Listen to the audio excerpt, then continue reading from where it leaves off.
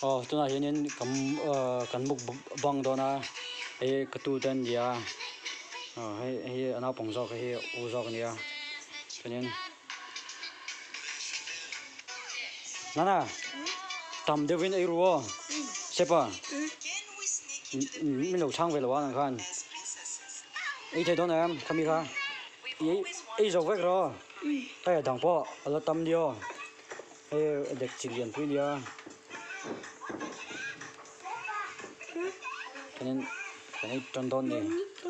cái chuyện đấy nên mà sẽ biết là cho nên lâu mục băng về trình độ mình tiêm mà hay mình giờ bằng nên mục băng lâu thấy lâu vinh mình xem từ lâu á channel này tu cái gì nó trong nên